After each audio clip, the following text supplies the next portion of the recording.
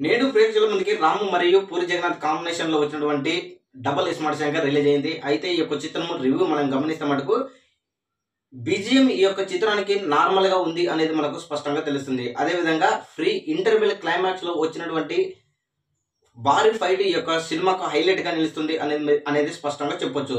ఈ యొక్క చిత్రానికి వచ్చేసి ఫ్రీ సీక్వెన్షియల్ అంటే ఇస్మార్ట్ శంకర్ ఏ విధంగా బ్లాక్ బాస్టర్ హిట్ కొట్టిందో డబల్ ఇస్మార్ట్ శంకర్ కూడా భారీగా ఉండే అవకాశం ఉంది అని స్పష్టంగా చెప్తున్నారు నిపుణులు. అదేవిధంగా ఈ యొక్క చిత్రం యొక్క బీజిఎం, అదేవిధంగా కామెడీ మరియు అదేవిధంగా రామ్ యొక్క ఎనర్జెటిక్ అంటే ఇస్మార్ట్ శంకర్ లో ఏ విధంగా ఎనర్జీ చూపించాడో అదే విధంగా డబల్ ఇస్మార్ట్ శంకర్ లో కూడా అదే ఎనర్జీ, అదే డ్యాన్స్, అదే సాంగ్ పాటలకు వచ్చేసి రామ్ ఇరగదీశాడు అని స్పష్టంగా చెప్పొచ్చు.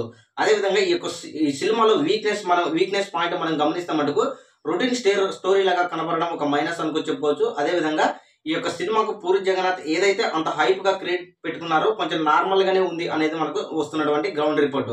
మొత్తానికి అయితే చూసుకుంటే మటుకు సినిమా రామ్ ఎనర్జీ, అదేవిధంగా డాన్స్, అదేవిధంగా ఫైట్, ఈ బీజం కొంచెం వీక్ గా కనబడుతుంది అనేది మనకు తెలుస్తుంది. మొత్తానికైతే మనం గమనించుకుంటే మటుకు ఈ యొక్క double smart Shankar box office దగ్గర కాసుల వర్షం కురిపించే విధంగా ఉంది అనేది మనము గమనించవచ్చు.